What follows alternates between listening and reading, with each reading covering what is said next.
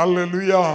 ஒரு விசைக்கோடு இந்த மாலை வேலைக்கூடு வந்து கலந்து கொண்ட உங்கள் ஒவ்வொருவரையும் இயேசு உயிரோடு இருக்கிறார் ஊழியங்கள் சார்பாக வாழ்த்தி வரவேற்கிறேன். ஹல்லேலூயா. இந்த நாள் தியானத்துக்காக நாம் சங்கீதம் 16:8 வாசிக்கலாம். கர்த்தரை எப்பொழுதும் எனக்கு முன்பாக வைத்திருக்கிறேன், கர்த்தரை எப்பொழுதும் எனக்கு முன்பாக வைத்திருக்கிறேன். அவர் என் வலது பாரிசத்தில் இருக்கிறபடியால், அவர் என் வலது பாரிசத்தில் இருக்கிறபடியால் நான் அசைக்கப்படுவதில்லை. அன்பான தேவனுடைய பிள்ளை, இந்த ஆகஸ்ட் மாசத்துல கர்த்தர் நமக்கு கொடுக்கிற வார்த்தை, நமக்கு கொடுத்த வாக்குத்தத்தம் என்னன்னா, அவர் நம்முடைய வலது பாரிசத்தில் இருக்கிறபடியால் நாம் அசைக்கப்படுவதில்லை. எவ்வளவு பெரிய பிரச்சனைகள் வந்தாலும் சரி, எவ்வளவு பெரிய போராட்டங்கள் வந்தாலும் சரி, சூழ்நிலைகள் எவ்வளவு நெருக்கடியாக இருந்தாலும் சரி, எவ்வளவு வேதனை படுத்துகிற கஷ்டமான சூழ்நிலைகள் வந்தாலும் சரி, நம்மளை ஒருவரும் என்ன செய்ய முடியாது, அசைக்க முடியாது. நமக்கு விரோதமாக எத்தனை மனுஷர்கள் எழும்பினாலும் சரி, நம்மளை என்ன செய்ய முடியாது, அசைக்க முடியாது. ஏன்னா கர்த்தர் வாக்கு கொடுத்திருக்கிறார். வாக்கு பண்ணியிருக்கிறது ஒரு மனிதன் அல்ல, கர்த்தர் வாக்கு பண்ணியிருக்கிறார். ஹல்லேலூயா. பாருங்க, சங்கீதக்காரன் அருமையாக, சங்கீதக்காரனாகி தாவீது அருமையாய் சொல்லுகிறான், கர்த்தர் எப்பொழுதும் எனக்கு முன்பாக. பாருங்க, தாவீது சொல்றான், எப்பொழுதும் முன்னாடி வச்சிருக்கிறான். எப்பொழுதுமே காலையா இருக்கட்டும், மாலையா இருக்கட்டும், இரவா இருக்கட்டும், மத்தியானமா இருக்கட்டும், எப்ப பார்த்தாலும் நான் என்ன செய்யறேன், கர்த்தரை என் முன்னாடி வைத்திருக்கிறேன். கர்த்தரை முன்னாடி நான் வச்சிருக்கிறதுனால அவர் எங்க இருக்கிறாரு, வலது பாரிசத்தில் இருக்கிறார். இந்த வலது பாரிசத்தில் இருக்கிற அனுபவம் சாதாரண அனுபவம் இல்லை. சிலர் சொல்லுவாங்க தெரியுமா, பெரிய பெரிய ஆட்களை இப்போ பிடிக்கணும்னு சொல்லுவாங்க, ஏய் இன்னாரை பிடிச்சா போதும், இன்னாதான் அவருடைய ரைட் ஹேண்டு, இன்னாதான் அவருடைய வலது கை, அவரை பிடிச்சா கதை நடக்கும். அதே மாதிரி பாருங்க, சில பெரியவங்களுக்கு, பெரிய பெரிய அரசியல்வாதிகளுக்கெல்லாம் ரைட் ஹேண்ட் இருந்தால் போதும், வலது கை இருந்தால் போதும், அவனே எல்லாம் பார்த்து முடிச்சிடுவான். இவர் எங்கேயும் போக வேண்டிய தேவையில்லை, எங்கேயும் அலைய வேண்டிய தேவையில்லை. இப்போ தாவீது சொல்றாரு, அவர் என்னுடைய வலது பாரிசத்தில் இருக்கிறபடியால் நான் அசைக்கப்படுவதில்லை. ஹல்லேலூயா. ஆனா அதே தாவீது தான் சொல்றாரு பாருங்க, அதே 16வது அதிகாரம் 1வது வசனத்துல அவர் சொல்றாரு, தேவனே என்னை காப்பாற்றும், தேவனே என்னை காப்பாற்றும், உம்மை நம்பி இருக்கிறேன், உம்மை நம்பி இருக்கிறேன். பாருங்க, இந்த தாவீதுடைய வாழ்க்கையில ஒரு குழப்பம், தாவீதுடைய வாழ்க்கையில ஒரு பிரச்சனை, தாவீதுடைய வாழ்க்கையில ஒரு போராட்டம், தாவீதுடைய வாழ்க்கையில ஒரு நெருக்கடி, ஒரு நெருக்கடியான சூழ்நிலை. இந்த சூழ்நிலையில தாவீது என்ன சொல்றான்னா, தேவனே என்னை காப்பாற்றும். நான் எந்த மனுஷனையும் தேடி போக மாட்டேன், எந்த மனுஷனை எனக்கு உதவி செய்வான்னு சொல்லி மனுஷனத்தில் நான் உதவி கேட்க மாட்டேன். நான் யாரை நம்பி இருக்கேன், உம்மை நம்பி இருக்கிறேன். நான் உம்மை நம்பி இருக்கிறபடினால நீர் என்னை காப்பாற்றும். தேவனை சார்ந்து வாழ்ற ஒரு மனுஷங்க இந்த தாவீது. அவன் ஒவ்வொரு காரியங்களையும் தேவனை சார்ந்தே இருப்பான். தாவீது சொல்றா, என்னுடைய சூழ்நிலைகளுக்கு, என்னுடைய நெருக்கடிகளுக்கு, எனக்கு வருகிற போராட்டங்களுக்கு, எனக்கு வருகிற வியாகுலங்களுக்கு, எனக்கு வருகிற வேதனைகளுக்கு, எனக்கு உண்டாகிற சஞ்சலங்களுக்கு, எனக்கு உண்டாகிற சமாதான குறைவுகளுக்கு நான் எந்த மனுஷனை தேடி போக மாட்டேன். நீரே இந்த சூழ்நிலையிலிருந்து, இந்த இக்கட்டிலிருந்து, இந்த வேதனையிலிருந்து என்னை காப்பாற்று. நம்முடைய வாழ்க்கையில ஒரு நெருக்கடிகள், ஒரு பிரச்சனைகள், ஒரு போராட்டங்கள், ஒரு வேதனையான சூழ்நிலைகள், சில மனிதனுடைய பிரச்சனைகள் நம்ம வரும்போது நம்ம என்ன செய்கிறோம், ஆண்டவர் 2வது வைக்கிறோம். முதல்ல என்ன செய்கிறோம், இந்த காரியத்தில் உதவி செய்ய மனுஷனை தேடி அலைகிறோம். இந்த மனுஷன் எனக்கு உதவி செய்ய மாட்டாரா, என்னுடைய மாமா எனக்கு உதவி செய்ய மாட்டாரா, என்னுடைய சித்தப்பா உதவி செய்ய மாட்டாரா, என்னுடைய அண்ணன் தம்பி உதவி செய்ய மாட்டாங்களா, என்னுடைய சொந்த பந்தங்கள் உதவி செய்ய மாட்டாங்களா, என்னுடைய உறவினர்கள் உதவி செய்ய மாட்டாங்களா, மட்டுமல்ல இந்த மாதிரி ஒரு பிரச்சனையில என்னை விடுவிக்க ஒரு அரசியல்வாதியை பிடிச்சா போதும், அந்த அரசியல்வாதி உதவி செய்ய மாட்டாரா, அல்லது ஒரு போலீஸ் எனக்கு உதவி செய்ய மாட்டாங்களா, அல்லது ஒரு அட்வொகேட் எனக்கு உதவி செய்ய மாட்டாங்களா. பாருங்க, நம்முடைய சிந்தையில இந்த காரியத்தில் எனக்கு உதவி செய்யறதுக்கு எந்த மனுஷன் ஸ்ட்ராங்கு, இந்த பிரச்சனையில எனக்கு உதவி செய்யறதுக்கு எந்த மனுஷன் பெஸ்ட், அந்த மனுஷன் நினைப்போம், ஐயா இப்படி ஒரு சூழ்நிலையில மாட்டுக்கிட்டு, இப்படி ஒரு நெருக்கடியில மாட்டுக்கிட்டு, இப்படி ஒரு பிரச்சனையில மாட்டுக்கிட்டு எனக்கு உதவி செய்யுங்கய்யா, என்னை காப்பாத்துங்கய்யான்னு சொல்லி நம்ம மனுஷங்களை தேடி போகிறவர்களாக இருக்கிறோம். ஆனா தாவீது சொல்றாரு, உண்மையே நம்பி இருக்கிறேன், நீர் என்னை காப்பாற்றும். அல்ல கவனிங்க, இந்த தாவீதுடைய அனுபவம் என்ன தெரியுமா? தாவீது சொல்றாரு, உண்மையை நம்பி இருக்கிறேன். காரணம் என்னன்னு கேட்டீங்கன்னா, தாவீது எங்க போனாலும் எங்க வந்தாலும் அவரையே முன்பாக வைக்கிறவனாக இருந்தான். வாக்குத்தத்தம் என்ன சொல்லுது? சங்கீதம் 14:8 நமக்கு என்ன சொல்லுது? வாசிக்கலாம். கர்த்தரை எப்போதும் எனக்கு நல்ல முன்பாக கவனிங்க, வைத்திருக்கிறேன். கர்த்தரை என் முன்பாக வைத்திருக்கிறேன் அல்ல, கர்த்தரை எப்பொழுதும் எனக்கு முன்பாக வைத்திருக்கிறேன். இந்த முன்னாடி வைக்கிற அனுபவம் அவ்வளவு சாதாரண அனுபவம் இல்லைங்க. வாய்நாள சொல்லலாம், நான் கர்த்தரை முன்னாடி வச்சிருக்கிறேன், நான் கர்த்தரை முன்னாடி வச்சிருக்கேன். வாய்நாள எல்லாரும் சொல்லலாம், நான் கர்த்தரை நம்பி இருக்கிறேன், நான் கர்த்தரை விசுவாசிக்கிறேன், என் வாழ்க்கையில கர்த்தர் முன் செல்கிறார்னு எல்லாரும் சொல்லலாம். ஆனா முன்னாடி வைக்கிற அனுபவம் அவ்வளவு சாதாரணம் அல்ல, கடினமான அனுபவம். எப்பெல்லாம் நம்முடைய வாழ்க்கையில பிரச்சனை வருதோ, எப்பெல்லாம் நெருக்கடி வருதோ, எப்பெல்லாம் உபத்திரம் வருதோ, அப்ப என் வாழ்க்கையில இந்த பிரச்சனையை சரிப்படுத்த, இந்த பிரச்சனையில எனக்காக நிக்க பெஸ்டான ஒருத்தர் இருக்கிறானா அது என் ஆண்டவர்னு சொல்லி எந்த மனுஷன் எப்ப பார்த்தாலும் நினைக்கிறானோ அவன் தான் கர்த்தர் முன்னாடி இருக்கிறான். நான் அதிகாலையில மட்டும் நான் கர்த்தர் முன்னாடி இப்ப மட்டும் இல்லை, யோசிச்சு பாருங்களேன். எல்லா வேலையும் கர்த்தர் முன்னாடி வைக்கணும். என்ன செய்யணும்? எப்ப வெளியே போனாலும் எங்க போனாலும் ஆண்டவரே என் முன்னாடி போங்க. தாவீது சொல்றான், நான் முன்னாடி வச்சிருக்கிறேன் எப்பொழுதும். நம்முடைய வாழ்க்கையை நம்ம ஆராய்ந்து பார்க்கணும். வார்த்தைகளை கேட்கும்போது நம்முடைய வாழ்க்கையை நம்ம ஆராய்ந்து பார்க்கணும். நான் வருகிற பிரச்சனைகள், வருகிற போராட்டங்கள், வருகிற நெருக்கடிகள், வருகிற வியாதனைகள், வருகிற உபத்திரவங்கள் இதிலெல்லாம் நான் அசைக்கப்படாதபடிக்கு இருக்கணும்னா, என் அஸ்திபாரம் ஸ்ட்ராங்கா இருக்கணும்னா, நான் எல்லா சூழ்நிலையிலையும் கர்த்தரை முன்னாடி, எல்லா தருணத்திலையும் அவர் முன்னாடி இருக்கணும். தாவீதுடைய வாழ்க்கையில பார்த்தீங்கன்னா, அவன் எல்லா சூழ்நிலையும் முன்னாடி வச்சாங்க. வேதம் சொல்லுது, அவன் ஒரே ஒரு இடத்துல தவறான தவிர அது எங்கேயும் தவறலையா. எல்லா சூழ்நிலையும் தேவனை முன்னாடி வச்சு ஓடுகிறவனாக இருந்தான் தாவீது. ஹல்லேலூயா. இப்போ தாவீதுடைய எப்படி அவன் முன்னாடி வச்சான், தாவீது எப்படி அவன் முன்னாடி வச்சான், அதோடைய அடையாளம் என்ன அப்படின்னு பார்ப்போம்னா, தாவீது என்ன செய்வார்னாக்கி, அப்படியே போயிட்டு இருக்கும்போது திடீர்னு ஒரு பெரிய மலையை பார்த்தான்னு வைங்களேன், அவன் அந்த மலையை பெஸ்டா பார்ப்பான்.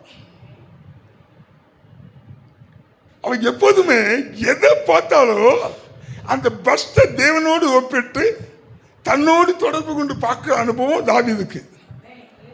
போகும்போது திடீர்னு பெரிய மலையை பார்த்துட்டானா அப்படின்னு சொல்லுவான், என் கண்மலையானவரேன்னுவான்.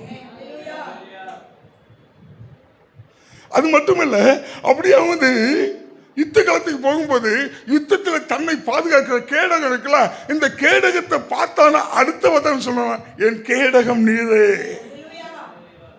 என் பாதுகாப்பு நீரே, என் கேடகம் நீரே. அது மட்டுமல்ல, ஏதாவது ஒரு அனுகூலமான சூழ்நிலையை பார்த்தான்னு வைங்களேன், அவன் ஒரே வார்த்தை சொல்லுவான், எனக்கு அனுகூலமான துணையானவர் நீரே. தண்ணியை பார்த்தா என்ன சொல்லுவான், என் தாகத்தை தீர்க்கிறவரே. வெளிச்சத்தை பார்த்த உடனே நமக்கெல்லாம் என்ன தோணும், வெளிச்சமா இருக்கு. அவனுக்கு அப்படி தோணாது, நீர் என் வெளிச்சமாய் இருக்கிறீர். தாவீது எதை ஒண்ணு பெஸ்டா பார்த்தாலும் சரி அதை அவரோடு ஒப்பிட்டுருவான். மட்டுமல்ல பாருங்க, அவனுடைய நாட்கள்ல அவனை எல்லாரும் துரத்திக்கிட்டு இருந்தாங்க. அப்போ அவனுக்கு யாராவது தங்குறதுக்கு கொஞ்சம் இடம் கொடுத்தா போதும், அங்க போய் தங்கின உடனே என்ன சொல்லுவான், என் அடைக்கலம் நீரே. பாருங்க, தன்னுடைய மகனாகிய அப்சலோமுக்கும் ராஜாவாகிய சவுலுக்கும் பயந்து ஓடிக்கிட்டு இருக்கிறான். அப்ப ஏதாவது குகை கிடைச்சதுன்னா குகையில போய் மறைச்சிடுவான். மறைஞ்ச உடனே அவனுக்கு என்ன தோணுனா, என் மறைவிடம் நீரே. எதை பார்க்கட்டுங்க, அதை தேவனோடு ஒப்பிட்டு தேவனோடு ஒப்பிட்டு தேவனோடு ஒப்பிட்டு பார்க்கிற அனுபவம் இந்த தாவீதுக்குள்ள இருக்குது.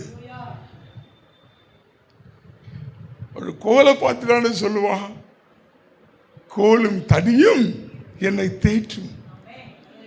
ஒரு ஆட்டுக்கூட்டத்தை பார்த்துட்டான்னு சொல்லுவான், நீர் என் மெய்ப்பராய் இருக்கிறீர். இப்படி அவன் தன்னுடைய வாழ்க்கையில எதை பார்த்தாலும் அதை தேவனோடு ஒப்பிட்டு தன்னோடு தொடர்பு படுத்தி வாழுகிற ஒரு வாழ்க்கை முறையை அவன் கற்றுக்கொண்டான். அதனால பாருங்க, தாவீது சொல்றான், அவர் எனக்கு முன்னே போகிறபடியால், அவர் நான் எனக்கு முன்னாடி வைத்திருக்கிறபடியால் அவர் என் வலது பாசத்தில் இருக்கிறார். எந்த கொம்பனாலையும் என்னை அசைக்க முடியாது.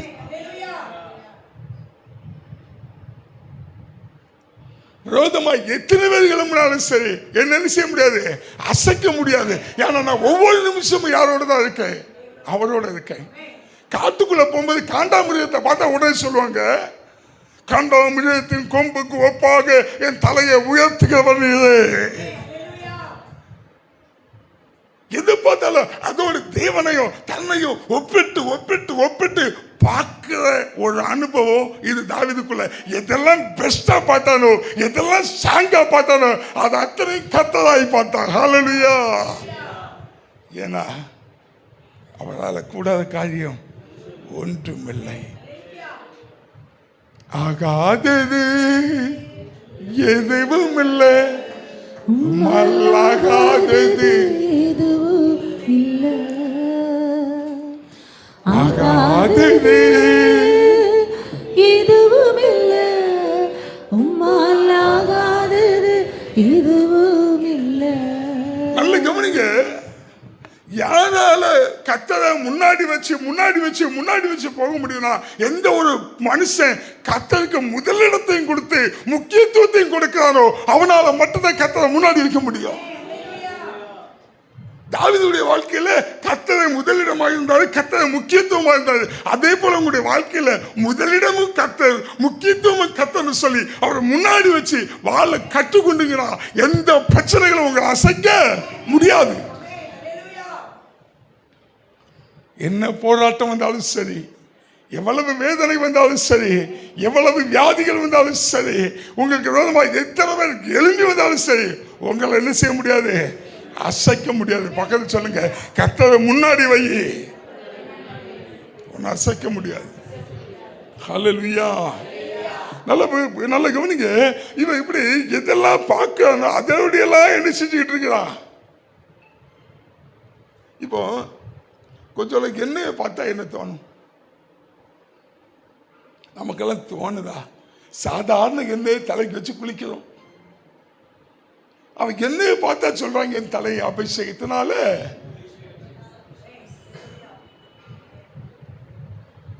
இப்படியெல்லாம் இவன் எதை பெஸ்டா பார்த்தானோ, எதெல்லாம் ஸ்ட்ராங்கா பார்த்தானோ அதோடு தேவனை ஒப்பிட்டு அவர் எனக்கு முன்னாடி இருக்காரு, அவர் எனக்கு சைடில் இருக்காரு, அவர் எனக்கு இடது பக்கம் இருக்காரு, அவர் எனக்கு பின்னாடி இருக்காரு, நான் பாதாளத்தில் படிக்க போட்டால் அவர் அங்கேயும் இருக்கிறான்னு சொல்லி முன்னாடி வச்சு வாழ்ந்தனாலதான் இப்ப கர்த்தர் சொல்றாரு.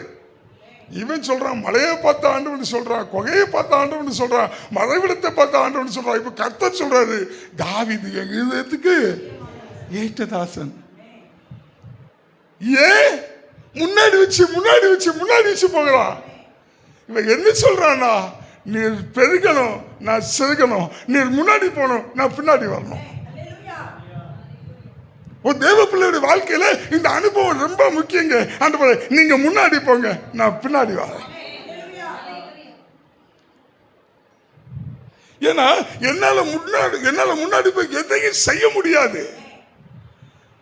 நீங்க முன்னாடி போயிட்டீங்கன்னு வைங்களேன், எல்லாவற்றையும் என்னால செய்ய முடியும். நீங்க முன்னாடி போனீங்களா, எவ்வளவு பெரிய பலவான்கள் வந்தாலும் என்ன சேதப்படுத்த முடியாது. எந்த காத்து வந்தாலும், எந்த புயல் வந்தாலும், எந்த சுனாமி வந்தாலும், எனக்கு விரோதமாக எவ்வளவு பலவான்கள் எழும்பி வந்தாலும், எத்தனை கோலியாத்துகள் எதிரே வந்தாலும் என்ன சேதப்படுத்த முடியாது. ஏன்? நீங்க முன்னாடி போறீங்க. அதனால என்ன செய்ய முடியாது, அசைக்க முடியாது. பக்கத்து சொல்லுங்க, அவர் முன்னாடி போனா உன்னை அசைக்க முடியாது, உன்னை அசைக்க முடியாது. உன் பவுண்டேஷன் ரொம்ப ஸ்ட்ராங்கா இருக்கும்.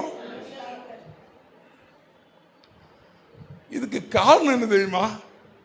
தாவீதுக்கு அவரை அறிக்கிற அறிவு இருந்துச்சு, அவர் யாருங்கிறது இருந்துச்சு, அவர் எப்படிப்பட்டவன் இருந்துச்சு, அவர் எப்படிப்பட்ட சர்வ வல்லமையுள்ள தேவன், அவர் எப்படிப்பட்ட பராக்கிரமசாலி, அவர் எப்படிப்பட்ட ஓங்கிய கரத்தை உள்ளவர் அப்படின்னு சொல்லி தாவீதுக்கு தெரியும்.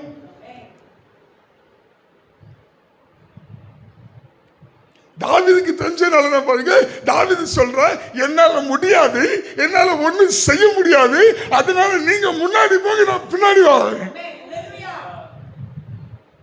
இந்த அனுபவம் ஒவ்வொரு தேவ பிள்ளையுடைய வாழ்க்கையிலையும் ஒவ்வொரு நாளும் இருந்துச்சுன்னா, தாவீதுக்கு எப்படி எல்லாம் ஜெயம் உண்டாச்சோ அதே போல உங்களுக்கு ஜெயம் உண்டாகும். உங்களை எவனும் அசைக்க முடியாதுங்க. பாருங்க, தாவீது ஒரு சின்ன பையன், தாவீது ஒரு சின்ன பையன். தாவீதுக்கு விரோதமாய் ஒரு ராஜா, நம்ம சொல்றோம் சவுல் ராஜா துரத்தினான், சவுல் ராஜா துரத்தினான். தாவீதை சவுல் ராஜா சவுல் துரத்தல, சவுல் துரத்தலங்க, ஒரு படையை துரத்துச்சு, ஒரு பெரும் படை. ஒரு மனுஷனை, ஒரு மிலிட்டரி, ஒரு அரசாங்கமே துரத்துது, ஒரே ஒரு மனுஷனை. அது சின்ன பையனை, ஒரு வாலிப பையனை. ஆனா ஒருத்தனை அசைக்க முடியலைங்க, ஒருத்தனை தொட முடியலைங்க, ஒருத்தனை நெருங்க முடியலைங்க. ஏன் தெரியுமா? முன்னாடி கத்த அவரு முன்னாடி வச்சு வாழ்ற வாழ்க்கை முறை தாவீது கற்றுக்கொண்டனாலதான் பாருங்க, ஒரு சூழ்நிலையில தாவீதை ராஜ்யபாரத்துல இருந்து விலக்கி விட்டுட்டான். மகனான அப்சலோம் தாவீதுக்கு விரோதமாய் ராஜ்யபாரத்தை விட்டு ஓட வேண்டியதாயிடுச்சு. இப்போ ராஜ்யபாரத்தை விட்டு நான் ஓடுனா என்ன நினைப்பேன்? மூக்காலையும் அழ தெரியும், வாயாலையும் அழ தெரியும். அந்த டைம்ல அழுதுகிட்டே போவேன். இன்னும் முடிச்சு போச்சுடா என் ராஜாங்க பதவி, இன்னும் முடிச்சு போச்சுடா என் ராஜ்யபாரம், இன்னும் முடிச்சு போச்சுடா என் சிங்காசனம், நான் ராஜாவா வாழ்ந்த நாட்கள் முடிச்சு போச்சு. ஆனால் தாவீது அப்படி நினைக்கல. சொல்றான், மறுபடியும் வருவேன். ஏன்? எனக்கு முன்னாடி அவர் போறாரு, எல்லாத்தையும் சரி பண்ணிடுவாரு, எல்லாத்தையும் சரி பண்ணிடுவாரு, ஒருவனையும் விட மாட்டாரு. இந்த விசுவாசம், இந்த நம்பிக்கை ஒரு தேவ பிள்ளைகளாக உங்களுக்குள்ளால இருக்கணும். ஏன்னா என் முன்னாடி அவர் போகிறார், என்னை அசைக்க முடியாது, என்ன நெருங்க முடியாது, என்ன தொட முடியாது, எந்த சத்துருக்கும் அவர் ஒப்பு கொடுக்க மாட்டாரு. ஏன்? என் முன்னாடி அவர் போறாரு. அவரை அதிகிற அறிவு தாவீதுக்கு நல்லா தெரியும். அவர் சர்வ வல்லமையுள்ள தேவன், அவர் ஆண்ட சராசரங்களை அடக்கி ஆளுகிறவர், அவர் ஆதியும் மந்தமுமானவர், அவர் முதலும் முடிவுமானவர். அவர் அதிக அறிவு, அவரை குறித்த நம்மளை பாருங்க, நம்மளை தான் வேறுபடுத்தாரு, நம்மளை தான் அழைத்தாரு, நமக்கு அப்பா பிதாவை என்று கூப்பிட பண்ணுகிற புத்திர சுவிகாரத்தை தந்தாரு. ஆனா நமக்கு என்ன இன்னும் அவரை அறிகிற அறிவு சரியா இல்லாததுனால பிரச்சனைனா மனுஷனை தேடுறோம். இந்த பிரச்சனையை பெஸ்டா எவன் டீல் பண்ணுவான் அவன் தான் பெஸ்ட். தாவீதுக்கு அப்படி எல்லாம் எல்லா பிரச்சனைக்கும் ஒருவர் மட்டும்தான் பெஸ்ட்டுங்க, அவர் மட்டும்தான் ஸ்ட்ராங்குங்க, அவர் மட்டும்தான் எல்லாங்க. அதாங்க தாவீதுக்கு அவ்வளவு உயர்வு. ஒட்டுமொத்த வேதத்துல தாவீதுக்கு ராஜ்யபாரத்தை ஆண்டவர் கொடுத்தது மாதிரி ஒருத்தரும் கொடுக்கல. எல்லாருக்கும் ராஜ்யபாரமும் தள்ளாடிச்சு, ஆடிச்சு, அசைஞ்சிச்சு. தாவீது ராஜ்யபாரம் அசையலைங்க, ஸ்ட்ராங்கு. ஏன்னா அவன் ஸ்ட்ராங்கா யாரை வச்சான்? அவரை வச்சான். அப்பாவை நல்லா தெரிஞ்சுக்கிட்டான். பாருங்க, எப்பொழுது தகப்பனை குறித்த அறிவு நமக்கு. இப்போ ஒரு அப்பா இருக்காரு, பையன் இருக்கான்னு வைங்களேன். அப்பா எப்படி இருக்காது தெரியுமா? பையன் ஒரு பிரச்சனையை சொன்னா உடனே கிட்டு கிட்டுங்கி நடுங்கி பயந்து ஐயோ ஐயோன்னு சொல்லி ஓடி போய் வீட்டுக்குள்ளே ஒழிச்சுக்கிட்டு பெட்ரூம்குள்ளே கிடந்தான்னைக்கு அவன்கிட்ட மகன் ஏதாவது பிரச்சனையை சொல்ல முடியுமா?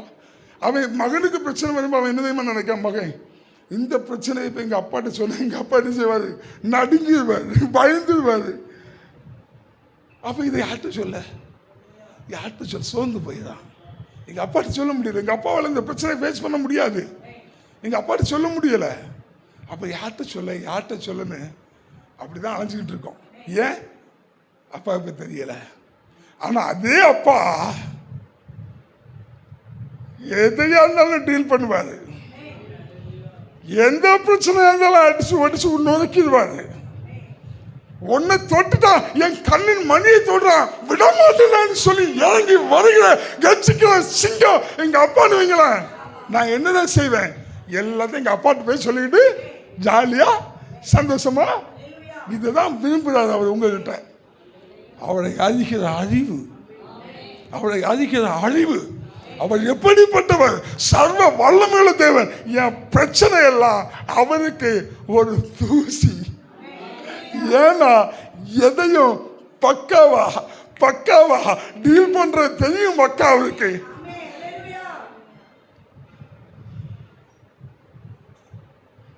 அக்கா அண்ணே நல்லா புரிஞ்சுக்கிடுங்க, உங்களோட பிரச்சனை எல்லாவற்றையும் டீல் பண்ண என் தேவனுக்கு தெரியும். அவரை நம்புங்க, அவரை விசுவாசிங்க, அவரை முன்னாடி வைங்க, எல்லாம் அவர் பார்த்துக்கிடுவாரு.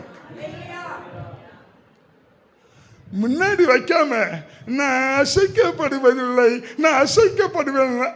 ஆட ஆரம்பிச்சிருவீங்க, தள்ளாட ஆரம்பிச்சிருவீங்க.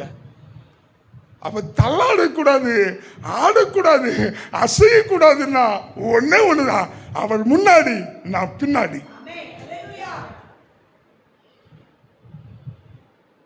ஏன் என் அப்பா எப்படிப்பட்டவது, சர்வ வல்லமையுள்ள தேவன். அவர் சொல்ல ஆகும், கட்டளையிட நிற்கும். அப்ப இன்னைக்கு 8ஆம் மாசம் ஆகஸ்ட் மாசம் இந்த பஸ் ஸ்டாண்ட்ல என்ன சொல்றாரு, நீ அசைக்கப்படுவதில்லை என்று சொன்னா நான் அசைக்கப்படுவதில்லை. பக்கத்தில் சொல்லுங்க, நான் அசைக்கப்படுவதில்லை. எனக்கு விதமாக எதுவும் எழும்ப முடியாது, எனக்கு விதமாக எந்த பிரச்சனையும் வர முடியாது. எனக்கு விதமாக எலும்புனாக்கு இல்லாமல் போயிடும். என்ன அசைக்க கூட முடியாது, என்னை நெருங்க கூட முடியாது, என்னை தொடக்கூட முடியாது. உங்களை சுற்றி இருக்கவங்களும் நினைக்கிறாங்க, இவன் சாதாரணம், இவனை மேற்கொண்டுடலாம், இவனை ஜெயிச்சிடலாம், பிசாசு நினைக்கிறான், இவனுக்கு வியாதியை போட்டுடலாம், இவனுக்கு வேதனை கொடுத்துடலாம், இவனை முடக்கிடலாம் நினைக்கிறான். ஆனால் ஒன்னே ஒன்று சொல்கிறேன் கேளுங்க, நீங்கள் இல்லை, உங்கள் முன்னாடி அவர் போகிறார்.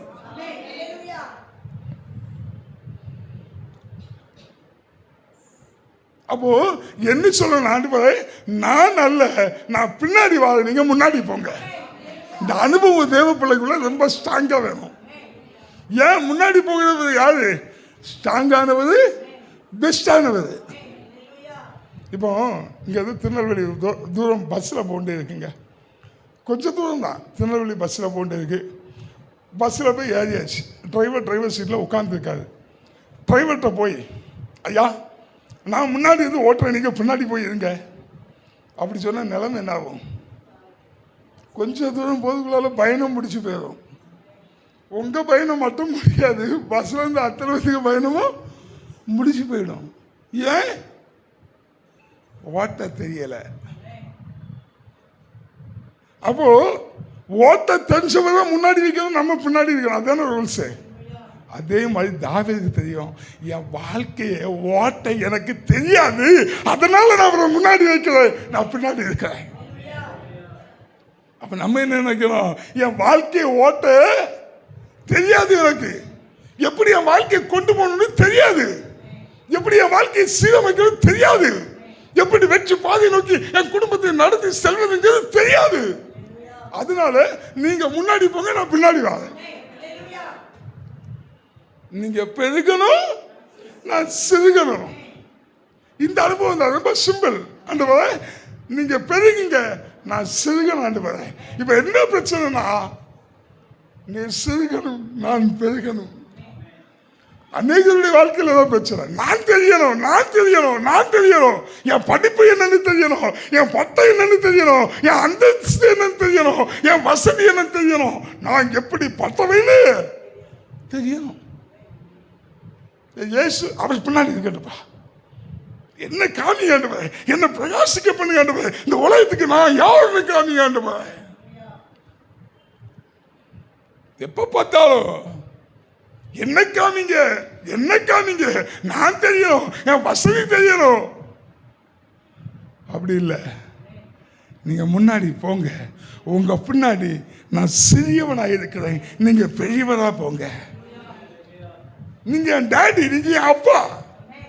நீங்க போகும்போது அந்த பாத சுவடுகளை நான் பின்பற்றி நடக்கிறவனாக இருந்தா என் வாழ்க்கையில எல்லாம் செய்யும். என்னால நடக்க முடியல, எல்லாம் கரடு முரடா இருக்குது, எனக்கு வழி தெரியல, எனக்கு எப்படி போகணும் தெரியல, என் வாழ்க்கை இருள் அடைச்சு போயிருக்குது. ஏன்? நான் முன்னாடி நினைச்சதுனால எல்லாம் முடிச்சு போய் கிடக்குது, பாதையெல்லாம் அடைச்சு போச்சு, எல்லாம் ஸ்டெக் ஆகி நிற்குது, எல்லாம் ஸ்டாப் ஆகி நிற்குது. இப்ப இதுக்கு மேல எப்படி கொண்டு போறது ரூட்டு தெரியல, வழி தெரியல. இப்ப என்ன செய்யலாம்னா தாவீதுடைய தாடக மந்திரத்தை நம்ம பிடிச்சிக்கலாம். என்ன செய்யலாம்? தாவீது சொல்றான், கர்த்தரை எப்பொழுதும் எனக்கு முன்பாக வைத்திருக்கிறேன். இப்ப நம்ம சொல்லணும், கர்த்தரை எப்பொழுதும் எல்லா நேரமும் எல்லா நிமிஷமும் எனக்கு முன்பாக வைத்திருக்கிறேன். ரொம்ப சிம்பிள். அப்ப என்ன சூழ்நிலைகள் நம்மளை சுத்தி வந்தாலும் தாவீது பார்க்கறது போல நம்ம பார்க்கணும். அவ எல்லாத்தையும் எப்படி பார்த்தா? ஆண்டவரோட தொடர்பு படுத்தி பார்த்தா. அப்ப கவனிங்க, ஒவ்வொரு நிமிஷமும் நம்ம என்ன செய்யணும்? ஆண்டவரே, நீர் எனக்குள்ள பெருகணும், நான் சிறு. அந்த வசனம் சொல்லுப்பாங்க, சின்னவன் ஆயிரமும் சிறியவன் பலத்த ஜாதியும் ஆவான். நீங்க எங்க சின்னவனா இருக்கணும் தெரியுமா? ஆண்டவருக்குள்ள. ஆண்டவரே, நான் ஒண்ணு இல்லை, ஆண்டவரே நான் சிறுகணும், நீர் பெருகணும், நான் சிறுகணும், நீர் பெருகணும். இப்போ நான் சிறுகணும், நீர் பெருகணுங்கிற அனுபவம் என்ன தெரியுமா? என் மாமிசம் சிறுகணும், யாவி பெருகணும். ரோமர் 8வது புஸ்தகத்தில் 6வது வசனம் அருமையா சொல்லுது, மாம்ச சிந்தையோ, வாசிக்க வேண்டாம், மாம்ச சிந்தை மரணம், ஆவியின் சிந்தையோ ஜீவனும் சமாதானமாம். அப்போ ஆவியின்படி சிந்தித்து நடக்க ஆரம்பிச்சா, ஆவிக்குள்ள நடக்க ஆரம்பிச்சா, ஆவியானவர் நம்மளை வழிநடத்த ஆரம்பிச்சா, ஆவியானவர் நமக்கு முன்னாடி தேவனாய் கர்த்தர் ஆவியாக இருக்கிறார், ஆவியானவர் நமக்கு முன்னாடி போக ஆரம்பிச்சா, நான் சிறுகிறேன், அவர் பெறுகிறார். ஆனா அநேக நேரங்களில் நம்ம என்ன பண்றோம் அப்படின்னா, அவரை பின்னாடி வச்சுட்டு நம்மளை முன்னாடி காமிக்க பிரயாசப்படுறோம். நான்லாம் ரட்சிக்கப்பட்ட புதுசில் எனக்குள்ளால ஒரு வெறி. எனக்கு தெரிஞ்சவங்க கொஞ்சம் பேர் இருக்காங்க, நண்பர்கள் கொஞ்சம் பேர் இருக்காங்க, சொந்த பந்தமெல்லாம் கொஞ்சம் இருக்கு. இது முன்னாடி எப்படியாவது வாழ்ந்து காட்டணும்டா.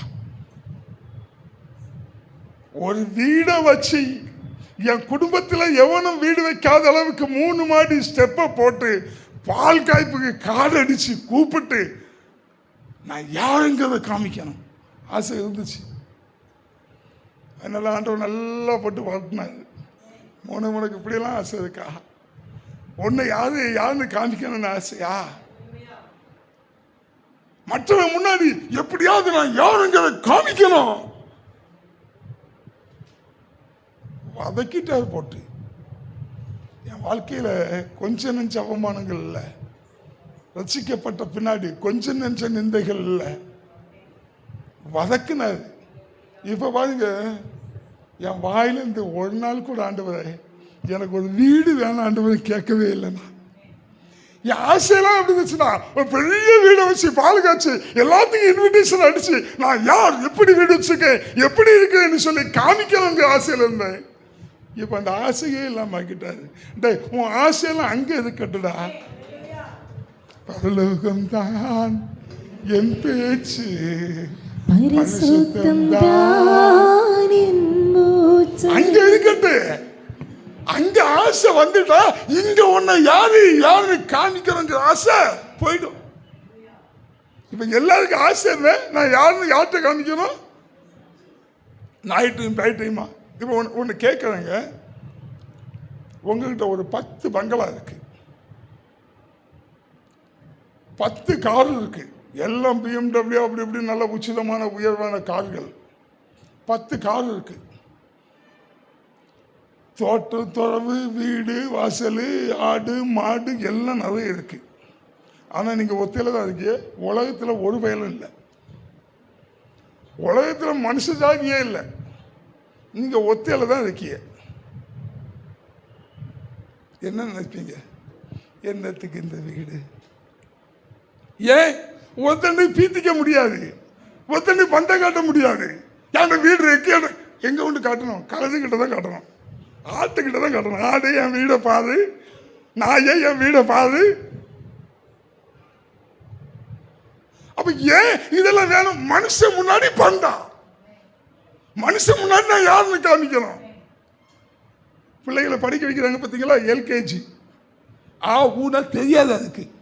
அதை கொண்டு போய் எங்க பெரிய ஸ்கூலா இருக்கு, என் மகன் பெரிய ஸ்கூல்ல படிக்கான். இது தமிழை தத்தாம்புத்தான். இதை கொண்டு போய் எங்க பீஸ் அதிகமாக கட்டலாம் கேட்டா என் பையன் அங்க படிக்கான். ஏன் வந்தா?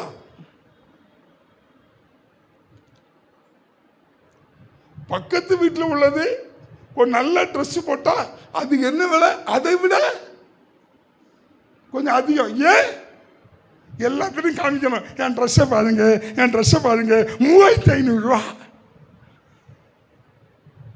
பார்க்க உதணும் இல்லைன்னா நைட்டிலே கிடப்பேன் 24 hours. குளிக்கவும் மாட்டேன், பல்லு விளக்கும். ஏன் ஒருத்தனை பார்க்கல, ஒருத்தனும் கிட்ட வராத வாடை அடிக்குன்னு சொல்ல மாட்டான்ல.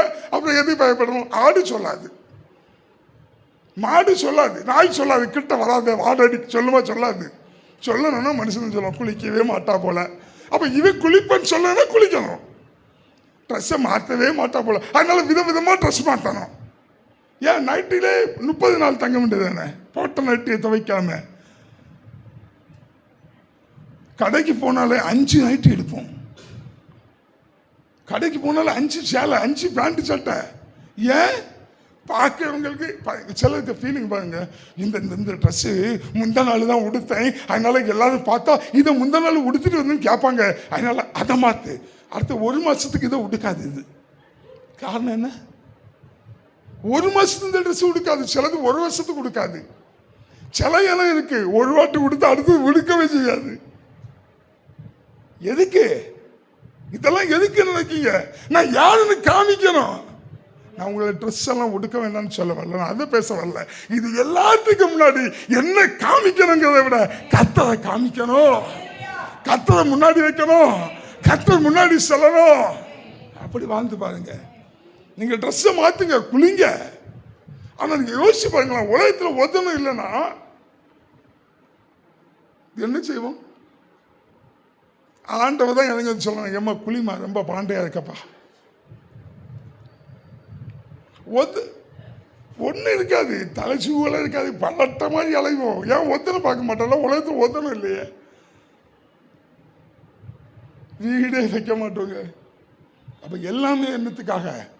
என்னுடைய அந்தஸ்து என்னென்ன காமிக்கணும், என்னுடைய வாழ்வாதார செழிப்பு என்னங்கிறத காமிக்கணும், என்னுடைய ஐஸ்வர்யம் என்னங்கிறத காமிக்கணும், என்னுடைய பட்டம் என்னென்ன காமிக்கணும், என்னுடைய படிப்பு என்னென்ன காமிக்கணும், என்ன காமிக்கணும், என்ன காமிக்கணும்.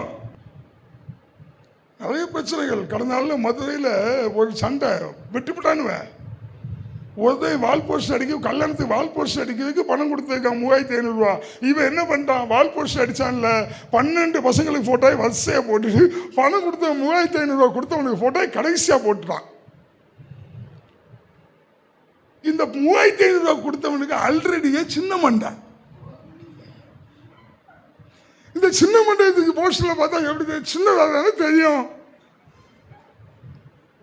போஸ்ட் அடிக்க 3500 ரூபாய் கொடுத்தவன ராத்திரியோட ராத்திரியா வெட்டி போட்டாங்க. எதுக்கு? என் மண்டையை சின்னதாக்கிட்ட, உன் மண்டையெல்லாம் பெருசாக வச்சுட்ட. அப்போ தான் தெரியணும். இந்த உலகம் அப்படி இருக்குது. அதே போல நம்ம இருக்க கூடாது. நம்ம எப்படி இருக்கணும்? என் தேவன் தெரியணுங்க. என் வாழ்க்கையில என் தேவன் தெரியணும். என் வாழ்க்கையில் ஒவ்வொரு நடைமுறையிலையும் என் தேவன் தெரியணும். ஏன்னா என் வாழ்க்கை கிறிஸ்துவின் அஸ்திபாரத்தின் மேல் கட்டப்பட வேண்டும். அப்படி கிறிஸ்துவின் அஸ்திபாரத்தின் மேல் கட்டப்படுமானால் என்ன ஒருவனும் என்ன செய்ய முடியாது? அசைக்க முடியாது. ஒருவனும் நெருங்க முடியாது. ஒருவனும் தொட முடியாது. ஏன்னா அவர் முன்னாடி, நான் பின்னாடி.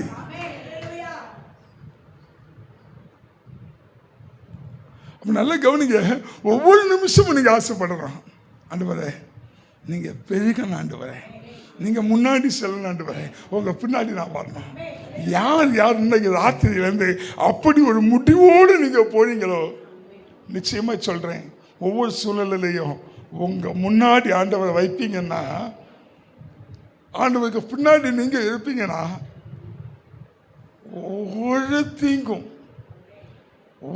தீங்கும் ஒரு போராட்டமும் ஒரு மனுஷனும் ஒரு பிசாசும் உங்களை நெருங்க முடியாது, தொட முடியாது, அசைக்க முடியாது. நல்ல கவனிங்க. சும்மா இன்னைக்கு ராத்திரி நீங்க போங்க, நீங்க அசைக்கப்படுவதில்லைன்னு அனுப்பிடலாங்க. அது இல்லை, நான் சொல்லி அனுப்புறதுக்கு ரொம்ப நேரம் ஆகாது. ஆனா அவர் முன்னாடி போனதை அசைக்கப்படாம இருப்பீங்க. முன்னாடி வைங்க.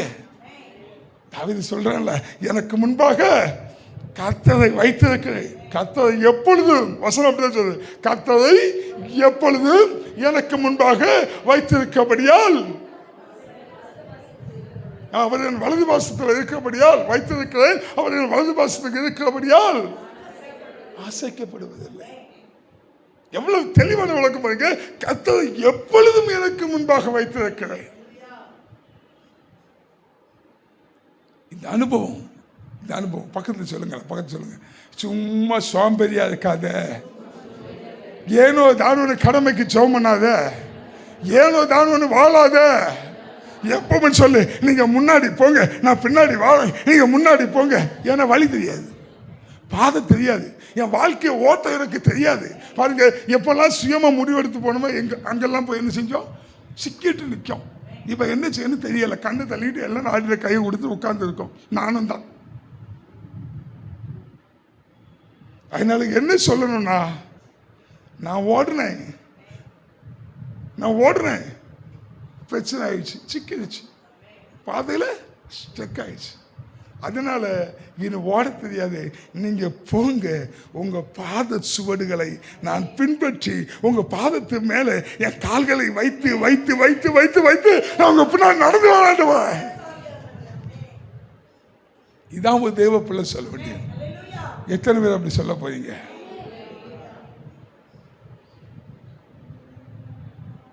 அல்லேலூயா, அல்லேலூயா. அப்படிதான் தூக்குங்களேன். சொல்றேன், அவரை முன்னாடி வைக்க போறோம். ஆமென், ஹல்லேலூயா அப்படி சொல்ல தெரியாதா? இங்கேயே இவ்வளவுதான் எலும்புதுன்னா வீட்டில் போய் இங்க இதுக்கு மேல எலும்பாது. புரியுது உங்களுக்கு? எலும்பணும், துடிக்கணும், வைராக்கியமா இருக்கணும், ஆண்டவருடைய காரியத்தில் உற்சாகமா இருக்கணும், சுறுசுறுப்பா இருக்கணும்.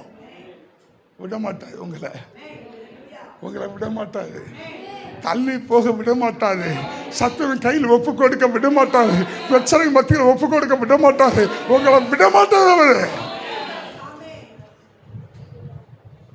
நீ எனக்கு அப்பாவா இருக்கிறபடியா சொல்லுங்க, நீங்க எனக்கு அப்பாவா இருக்கிறபடியா, நாங்க உங்க புத்திர சுவிகாரமாகிய பிள்ளையா இருக்கிறபடியா எப்பவும் உங்களோடயே இருக்கணும் ஆண்டவரே. சொல்லுங்க, கண்களை மூடி சொல்லுங்க, நான் உங்களோடு இருக்கணும், உங்களோடு இருக்கணும். எப்பவும் நீங்க முன்னாடி போயிட்டே இருக்கணும். உங்க பின்னாடி உங்களை ஃபாலோ பண்ணியே நான் வந்துகிட்டு இருக்கணும். எந்த இடத்துல என் சுயத்தின்படி, என் சிந்தையின்படி, என் எண்ணங்களின்படி நான் முடிவெடுத்து போயிடக்கூடாது ஆண்டவரே. உங்களை பற்றி கொண்டு, உங்க பாதங்களை பற்றி கொண்டு, உங்களை பின்பற்றி நடக்கிற உங்க பிள்ளையாய் நான் நடக்க உதவி செய்யுங்க. அப்ப என்ன செய்யணும்? அவரை முன்னாடி வைக்கணும்னா நான் அவரோட இருக்கணும். பக்கத்தில் சொல்லுங்க, அவரை முன்னாடி வைக்கணும்னா எப்பவும் அவர் கூடவே இருக்கணும். இன்னைக்கு ராத்திரி நான் முடிவு பண்ணிட்டேன், நான் இனி அவர் கூட தான் இருக்க போறேன்.